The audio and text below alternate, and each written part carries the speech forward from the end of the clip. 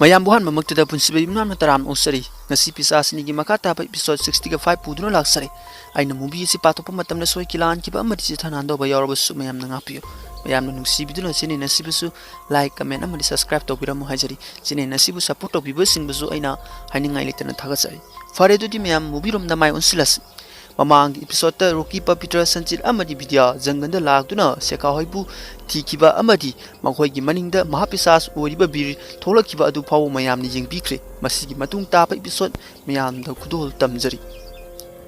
Pavitra mahaki maningda karigumba ama leire haiba khangmadagi onthok tuna yenglakpada kanasu mung leiramdre Pavitra na aina maningda karigumba ama leiki haibdi khangki aduga leiramdre soiduna karigumba mari tawre haina khale somdana sekhana birbu kauduna lakpada mahapisas oriba bir asi sekhagi matung de throkli aduga nganglakli sekhasu pantungta karigumba ama leire haibdi khangle adupu masado kibana su yadre kimanbana hanna phaw yengduna kanna lauduna siankhre konjin asi Rocky hoisu taraduna konjin adugi maikai da selaklamni sekhana manna yengduna selakpada kanagumam da thengjalle adupu thengjaliba nupa adu bir oiduna leramle sekhana bir haina kauraga konuna kapli birna sekhada nang kai tarobagi hain hang sekhana birda nang kai su tawde ko akiba khonjin takiba aduda ai kya da kikiba aduga nang khudong tiba taramladra khanduna pakhalurabani adupu na kai su tawduna leramba sida ai kya da nungairaba haina hairaga koli birna kai su khangano ai leribsidi hari tanza aduda bir sekhabu Rocky hoina kauduna lagle asumna makoi thengnari aduga Rocky na nakoi kai su tawde ko hain hangi sekhana kai su tawde hari Pavitra na bir amri sekhada matam masda nakoi ani jangan sida kaidori bano hain hangi sekhana asengbadi akoi yungi maya da satuna leramani adubu bir asi ingbaduda aina jike loba saluraga tholakpadati bir asi leramdre matam aduda jangan asdagi karino khangdaba khonjin ama tarakpadagi aina bir asi khutung tiba taramladra khanduna birbu jangan asda tiba lakibani hari birna toksinaduna aina khonjin adu tabaga sekhagi da amang pakhatuna sekhabu khamnaba yumlomda lakpani adubu lambi kangaunaki aina sekhabu jangal lomda sangba ubadagi kaupani adubu takite karino khangdaba khonjin aduna maram oiraga maram asina aisu janganasda lakibani hain hajilami Pavitra na fare nakoi karisu toromdabase sekhana kari khonjino lakibadubu karam tamthirba sagi khonjin oribano hain hang Pavitra na maduki maramda kona khanaraga khangdoklasi haujikidi yum masda salasi mafam ase sep oidi harami masidagi makoi yum lomda laklame mathangi sinda rani asi pisas lokta leri mangonda pisas kay amana noksili aduga pisas amana hari nang karisu tawba ngamlaroi miobagi makuta maitire u makhongda nangbu phajinduna thamle nangi matau uraga pisas kay amana noknari tapna tapna nahak roikragani hari rani na oithoktabani ai soidana nathoknaba honagani aduga mingsa leiba ama oina laikhigani hari pisas na nahak na ma pisas ni oina ba khankiba ado nahak ti ma pisas ni oibda matik saate aduna mafam aste ki chatkro nangumba karisu tawba ngamdaba nahak ki mafam aste laite haraga pisasing asina rani da amu maiku kaya ama kamsilame masidagi rani gi kusu asi lokle mahak sigadawre matam aduda rani asami kap throkle magi mamang oidun leramle adubu mahakti u makong asida adum phajinduna leiri rani na hausigi mang adubu kari mangno mingonda ina akiba manghanduna ki hangadaba adu ai isana isagi mangda kijari aduna ai mafam asdagi nathoktabai yadabani haijari somnana somnana Rocky hoida nakoi kaisu tawduna lakpasa yamna phare aduga bir nang haikiba wa ado yamna summi diwali numlesidi numidang de yum asda laigadabani habado asumbani Bablina yamna phare nakoi janganda kaisu thengnaktribado khonjin adu tabda aidi kiribani hari Vidyana mamada akoina janganda I tairaba sagi saru thengnei haibaga Vidyana hariba wa asi sanchina thattuna janganda kana gumba amana sa talamni haina hajilami Pavitra na haujiti akoi karisu tawduna yum asda lakle somnana Pavitra na hariba siyamna sumi kari lehobagi kari thokibage madu thiraga kari kanagani adugi saru hayeng asi baidos ki festival leriduni akoi festival adu sauna pangthoksi haujiti pisas ni su yum asda leitrabanina yum asda karisu khudung thiningai leitre hari mayam baidos hariba festival asi mase masana mabung mapasingbu punsi sangna nungaina leinabagi pangthokpa festival amani masdagi somna babli hoi masa masa gi room da chanakri Vidyana Sanchita nahana karigi aina asing bahaibda khamlibano nurmenda leibasu nate Sanchina mafam aduda akoina karisu kibasu leitana Rocky na nate iyamba aikoi khudimang Mahalakshmi gi mamangda ahansingda wa lotlaroi haikiduni Sanchina aichu wasakiba adu khangi Rocky adubu aikoina kanadabada karigi mayamda ki halugadoribano khonjen adu karino khangbasu natri natraga karigumba sahing saba amana sa adu saramlaga satkiba oirambasu yai Pavitra na isam samba sadi nate mado mayabi creator ama male hari aduga kujin asang ama puthoroklam kujin asi phangkiba adusu ulaklam rokina masibu kari kujino asigumba kujin asiti aina hana amu phabo utri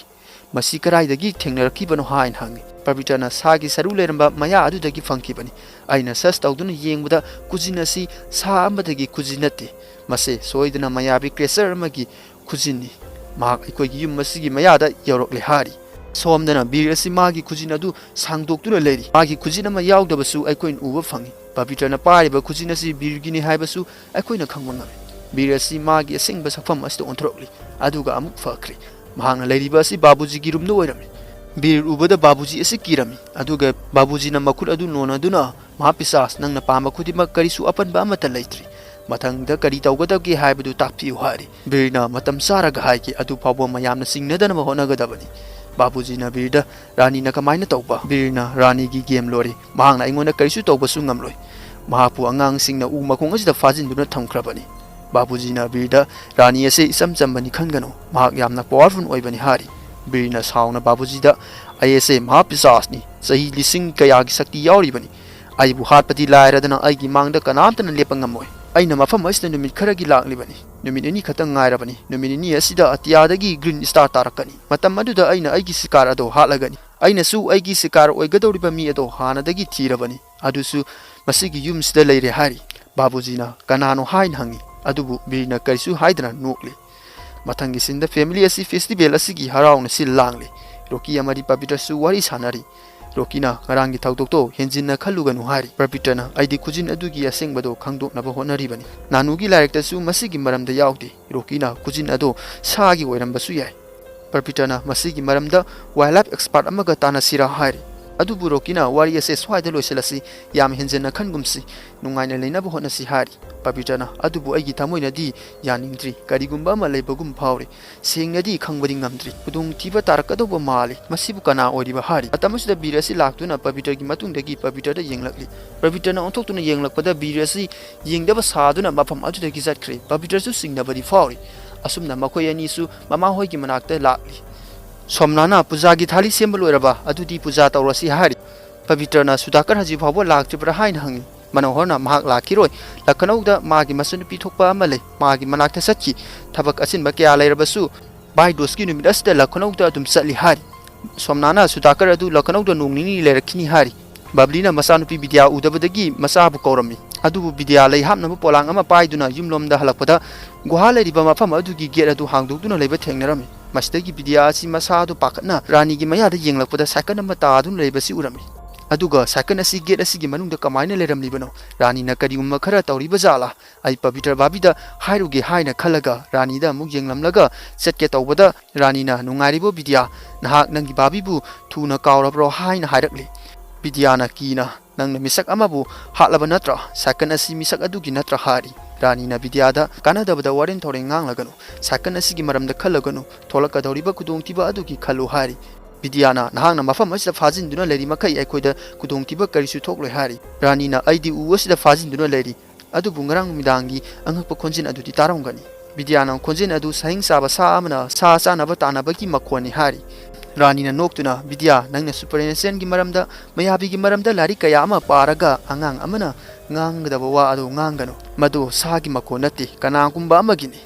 Vidyana kanagi makhono hain hangi Ranina yamna sauraba sadanba ama sa tanba laktuna nakoi gi jumda kocha chatuna leri hain hairami Vidyana aidi nangi wa ado tapa pamdi nangji nachin thiba oidaba ngangbani hairi Ranina nakoi gi jumda koina chatuna leri bani sadanba ado yamna tamthibani kanagumba amabu lemna thadabani miyoiba bu gajar muli dauna laina saba ngambani hari masidagi Vidya asi kiduna mafam adudagi selakle Ranina Vidya aina hariba simbun namda tako kana amta hingduna leiraroi loina hat khragani mahaki lambida yelapa kudimak loina chathokini ai khaktana mangonda gi kanma ngamgani Vidya aibu usdagi thadulamu haina lauri adubu Vidya Ranina hariba sikarisu tadana mafam adudagi chen kirame masigi matung roki amadi sanchita Vidya amadi shekhana puja tawri bai doski festival asiki masdagi mayam asi harauna dance tarokli mayamna dance tawringai Vidya asi mayam raktagi tumina satkre Vidya na satkib asi Pavitra na su hauri adubu Pavitra amadi roki puna dance tawri somnana Vidya asi nasakta phone tawri aduga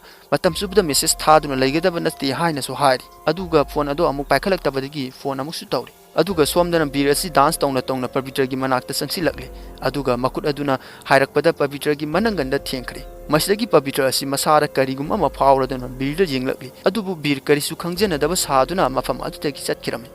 ꯃꯌꯥꯝ ꯑꯁꯤꯒꯤꯗꯤ movie ꯑꯁꯤ ꯃꯇꯥꯡ ꯑꯁꯤꯗ ꯂꯣꯏꯁꯤꯟꯖꯔꯦ ꯑꯩꯅ movie ꯑꯁꯤ ꯄꯥꯊꯣꯛꯄ ꯃꯇꯝꯗ ꯁꯣꯏꯈꯤ ꯂꯥꯟꯈꯤꯕ ꯑꯃꯗꯤ ꯆꯤꯊ ꯅꯥꯟꯗꯕ ꯌꯥꯎꯔꯕꯁꯨ ꯃꯌꯥꯝꯅ ꯉꯥꯛꯄꯤꯌꯨ ꯐꯔꯦ ꯑꯗꯨꯗꯤ ꯃꯌꯥꯝ ꯃꯊꯪꯒꯤ ꯑꯦꯄꯤꯁꯣꯗꯇ ꯑꯃꯨꯛ ꯊꯦꯡꯅꯔꯁꯤ ꯉꯁꯤꯒꯤꯗꯤ ꯀꯥꯏꯅꯔꯁꯤ